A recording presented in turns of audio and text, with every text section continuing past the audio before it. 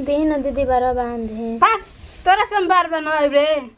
कितना तोर बाबू माई कह के तिलक देवे कहलसन 1 रुपया ना देलसन। तो मैं हमार का गलती बा दीदी? तो अपना बाबू माई से कहे के ना चाहिए कि हमरा कैसे से कहता हूं जे दे दसन तिलक। हमार बाबू माई खुदे गरीब बन तो कहाँ से दिहन? जब देवाई के ना रहते तर बाबू माई के कहे के ना चाहिए। बाप के तो मजबूरी हम ना समझब दीदी।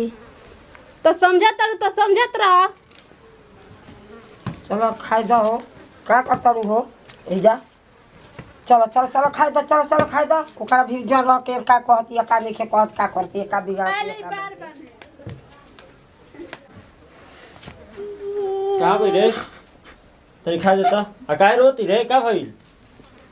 हैं कुछ ना दीदी बोलत रही। बोलियो सना तोर बाप कहले कि 4 लाख रुपया तिलक दे आ दिलस कितना 1 लाख आ 3 लाख कहाँ गिरे हैं है तो सुगरैया पर शादी के लिए भाई हम रोवे नहीं की जानत कि मम्मी कितना गरीब भैया गरीब बहुत तो डींग ना है के चाहिए जनलू बचिया जितना डींग जितना रहेला उतना है के चाहिए समझलू। चल जल्दी दे खाए ना खड़ा पोसले बड़ी जल लागम पीते अभी जात नहीं कुछ चलो मार तू तो जवान भइलवा सार कुल कुदरिया पर कुल दम देखाव तबा तू देलवा बेटवा तो का करी अब पूरे में टूट गइल तो टूट गइल बुझात है हम हित मार कुल बुझात कि वही पाज मार था कुल जनवा केने बाबू हो काम करे के बेरे नहीं ना चले तो है हां बुझा तक कितना काम करेला तू ना तो क्या देखनी ना हो जा आई हो दलन हैं कोड़त डांड दुखाए लगल का हम बैसन केना रे बड़की खाए ला मार हित के देखा तई मार कुदरिया तुर देला हमें का घर में करतो हो हैं कबे न बोला बैठा रही तो बैठा रही तो आवाज ना सुनत रहे बाप से पहले बैठा था भाई तू अरे तो बैठा ना हो बैठा था आई जगह का करता है का कहले हमें ना ई बार ठोकत रह खीस में मार जल्दी करे में टूट गइल खरिया चिले का त मारो में बुझा था कुर्रुर भइल हमें सार मैं कुल उलट दिए इनसे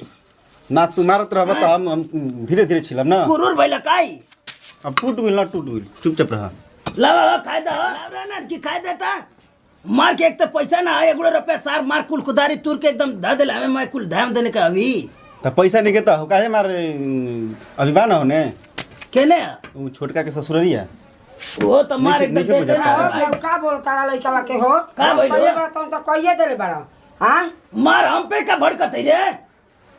का हो गइला का जब पैसा देवे के करो सर हित ना देवे सर लइका के मारत तारा लइकवा तोर मार देखाओ हम मार कुश्ती करत हमें हित त का करें के मुंह दे सर के मुंह दे हैं भइल हमें देख मैं जान तड़ी ऐसे ही मारत रह मारे देख त का कहले हमें मार पुलिस बतियावत हूं मुंह दे तो औरो के नाची ना त सब कुछ मुइबे कर तू जिंदा रह के पिंडा परिया बिना ना पर भई हैं पैसा देवे ना कैलसन भूख लागल बा करवे कला लइका के मारत तारा मार पैसा ना देता तो काहे ना जाके मांग लेता हूं मार भइल होता जाके आधा मांग ला जाके ये बाबूजी करे उन्हीं के पैसा सही में ना दिया सन दिया से काहे ना हैं मांग बोला तो के दीपक बोला तो दीपक वो ये वो के जान कहां चल गइल बा का हो भैया आ ये बैठ बैठ रे हां बोलो कनी हां हां ओ मार सर हो गइल वो काहे जे बैठल हो मार में झाड़ा फिर तो काहे बैठले ना बढ़िया से बैठ निमन से बैठा नहीं था खाली मरते तो रहेला तू हमेशा अरे यार आना मार हो रे का जात हो बोलो है सुन लिया कुल था हरदम इन करे खीस में तो पुजारी तू देलन खाली मारत रहत बोलो मार कुछ बुझाई कि ना मार हो रे जात कुछ सुन लिया था ना धीरे धीरे अपना ससुर के फोन लगा तनिक देख अरे लगाओ ठीक लगा सुन ले लो का ए भौजी लावा तो तनी फोनवा ई बुढ़ाऊ जब कैलन तब कुल बात कैलन बुढ़ाऊ ई कुल लइकन के मुआवा ता अरे का कहते हम के का कहती रे ई पैसा लेबे के भइल कि वही घड़ी पैसा ले लाओ ना जल्दी हो। तब शादी कर शादी ई कह के आ लइकन के कुल फांसी देले बाना तो काहे नहीं चल गइलू मारे जब पर करत होता तू न पर करता है ठीक है ना कहतिया का ठीक कहते रे वही समय पैसा ले दे के रखत करे के चाहत रहे लगा रे फोन लगा पहले रुक लगाओ तई लगा ए बाजी अरे फोन लगाला में कुछ बाजी काहे काहे नहीं दिहन जा पैसा ना दे का उनके बाप के बुझा तक अथी का अच्छा लगा के देखी जा दिया सुन हेलो बुढ़िया तू के मालूम ना उनके पैसा दे पर समझ गेली हां प्रणाम करते हैं लागल समाचार तो ठीके बा, कलंगी जौन हमनी के 3 लाख रुपया बाकी बा तो ना मिली का?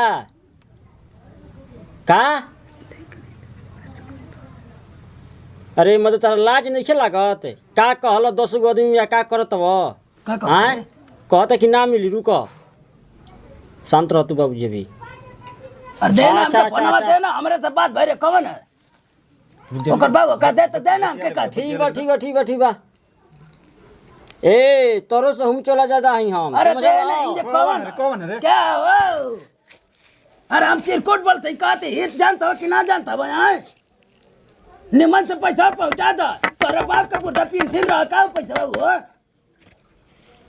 हाँ हो माई, अरे ढेर बतिया तो सन 4 लाख का सेटिंग भरे ना तो जानता हो कि ना जानता हो? हमके चिन्हत ना हवा हित।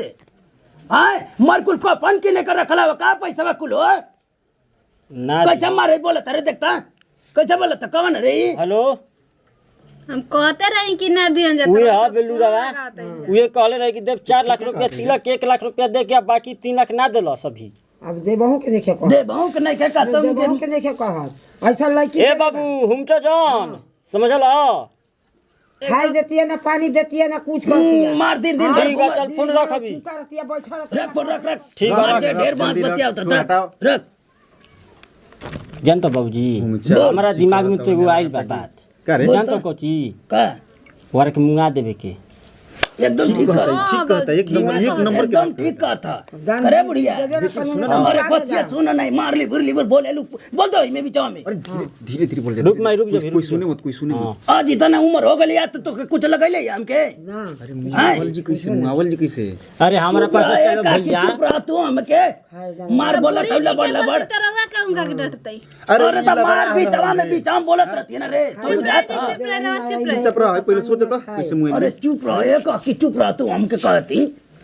तेल ओकर डाल के स्टाइल मुंगावे की ना ना ना ना ए भैया वैसे हल्ला हो जी सुनो वैसा गोबर- रखाहू के देखे ओकर अरे स्टाइल तू चुप रह बू अरे कोई सुनत नहीं ना। कबड़ बंद का क्या कर रहे रुक ए न की कबड़ बंद कबाड़ी बंद कबड़ बंद क्या शुरू को मुंह भी शुरू होता है हेलो वो तो के अरे कौन मैं लेकिन भगा दिया होने ढेर कोई ना सुने। ढेर ढेर ढेर ढेर नहीं बोले के में ये पतो यो अरे कोनो लड़का लेके ओई कुल हुला दिए ना ये अरे कोई नहीं कोई नहीं। कोई नहीं है ना। अरे ये रहा जान तू सुन मारो के हाँ सुत रही तकिया से दबा के हाँ ठीक है तो और बाबू मुँह दे हाँ हाँ एक नंबर एक नंबर की बात रे सुन तकिया से दबा के मुँह दे आ कोई आई हाँ तो कह दे हमने का जानते हमने नहीं जानते अरे कोई नहीं अगर बाप भैया तो बतिया ले हम हमार नहरी में फेंक दे आई हमार ने मन लगे से कर बियाह कर रहे 5 लाख लेके ना बुझे तो एकदम सही। हां हां आया बकी सुन ले बुढ़िया अब की पैसा पूरा पहले लेके आ तब इनका बियाह हो हाँ अब वो समय लेखा नत करी है। धीरे धीरे बन जाता घरे में सुतल भी जाग जाई तो सु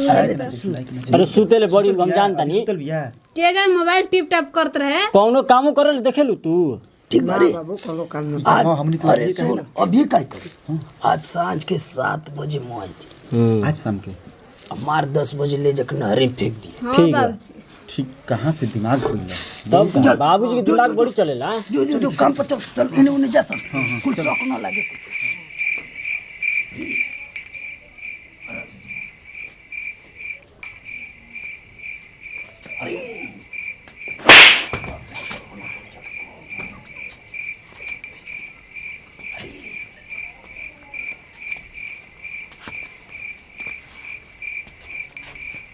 अरे यार यार रुको हुआ जी मार बुझाते कि पहले उठो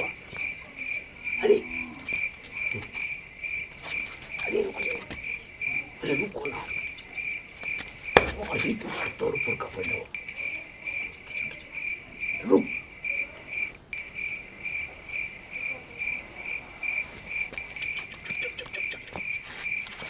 इधर बाबू इधर अरे रो नहीं तो पर तोर बढ़िया से अरे एकर बाप पैसा नहीं खेदी देखा ते का बतिया तेरे फोन पर 3 लाख रुपया कहत कि ना दे डिंग हागत रहो अब पता चल ना किसी अभी हमरा के जानते नहीं है कि हमरा दिमाग में आदमी हई समझला बाबूजी जब अगले अवसर सलाई ले अवसर बाहर के मोटी के तेल चुप सलाई लेना मेरे में आवे के बा अरे नहरी फेंक चिप के नहर में लागत मर गई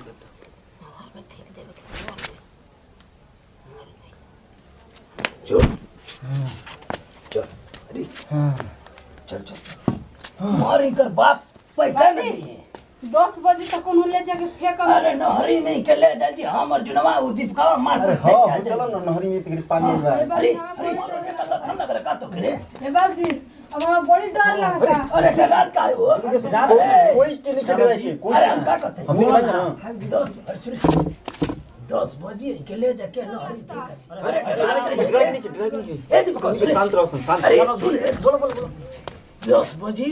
आई के फेंक के जी नहरी में हां ठीक ठीक है है तो एक नंबर तब ए जल लुकवाइन जो हां ये आगना में अरे तू कहती कनु कहियो ना तो मुआ तक तो का ओकरा कोई पहिले से कुछ घूम भाम कुछ ना अरे लपेट ए बाबूजी कोई पूछे कि तोर पतोहिया त माई का कह अरे कह दे कि गोली नहीं है टेंशन मत लो भौजी हंस जान नहीं यार लेके गोली अरे चलो हटा घरों में घर पता करवा